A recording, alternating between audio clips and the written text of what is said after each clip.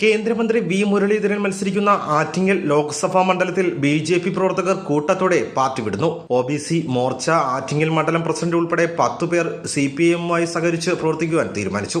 ഇടതുപക്ഷ ജനാധിപത്യ മുന്നണി ആറ്റിങ്ങൽ മണ്ഡലം കമ്മിറ്റി ഓഫീസിൽ വെച്ച് നടന്ന ചടങ്ങിൽ 10 പേരെയും CPM സംസ്ഥാന സെക്രട്ടേറിയറ്റ് അംഗം ആനാവൂർ നാഗപ്പന്റെ നേതൃത്വത്തിൽ സ്വീകരിച്ചു.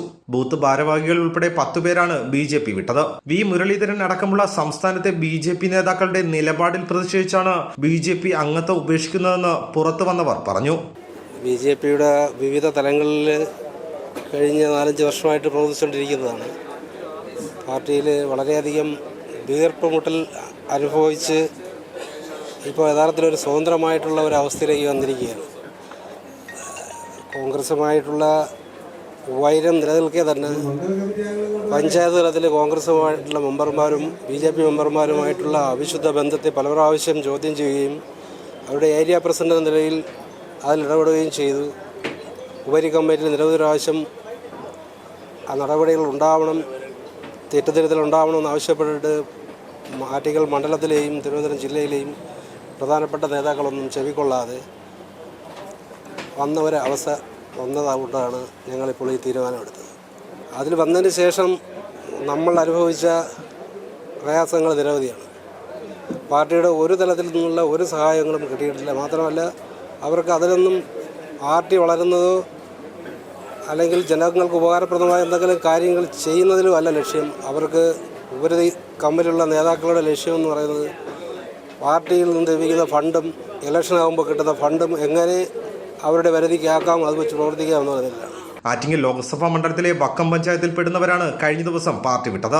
വരും ദിവസങ്ങളിൽ കൂടുതൽ ബി.ജെ.പി. പ്രവർത്തകർ പാർട്ടി വിട്ട് പുരോഗമന പ്രസ്ഥാനങ്ങളുമായി സഹകരിച്ച് പ്രവർത്തിക്കുവാനെത്തുമെന്ന് CPIM സംസ്ഥാന സെക്രട്ടേറിയറ്റ് അംഗം ആനാവൂർ നാഗപ്പൻ പറഞ്ഞു.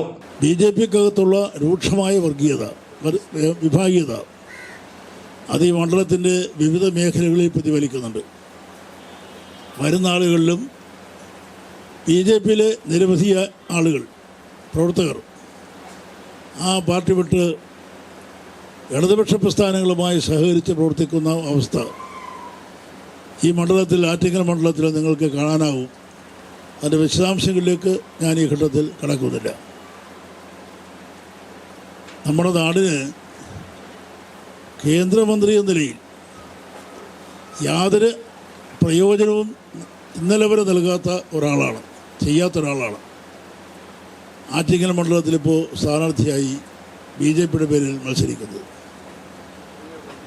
അദ്ദേഹം സ്വന്തം പാർട്ടിക്കകത്ത് തന്നെ തിരഞ്ഞെടുപ്പ് ഘട്ടത്തിലും ഗ്രൂപ്പ് ശക്തിപ്പെടുത്തുന്ന സമീപനമാണ് സ്വീകരിക്കുന്നത് എന്നാണ് മനസ്സിലാക്കുന്നത്.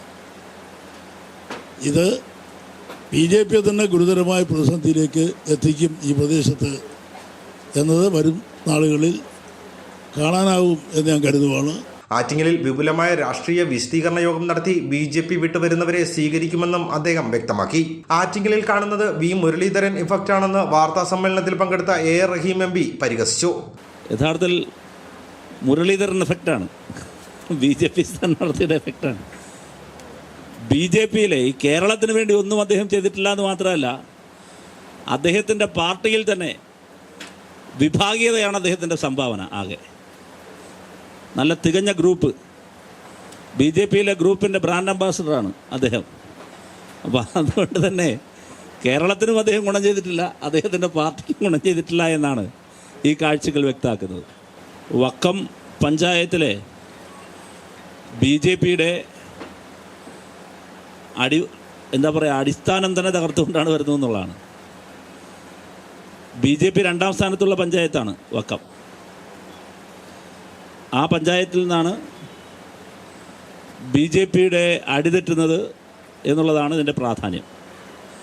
ബൂത്തിൽ തിരഞ്ഞെടുപ്പിന് ചുമതല ബി.ജെ.പി. ഏൽപ്പിച്ചിരുന്നവരാണ് ഇപ്പോൾ ഞങ്ങളുടെ കൊടി പിടിച്ച് ഞങ്ങളോടൊപ്പം ജോയിക്കൊപ്പം പ്രവർത്തിക്കാൻ വരുന്നത്. വി മുരളീധരൻ കേരളത്തിന് വേണ്ടി മാത്രമല്ല ആറ്റിങ്ങലിലെ ബി.ജെ.പി. പ്രവർത്തകർക്ക് വേണ്ടിയും ഒന്നും ചെയ്തിട്ടില്ലെന്നും A.R. റഹീം കൂട്ടിച്ചേർത്തു. ഭാരത് വിഷൻ, ആറ്റിങ്ങൽ.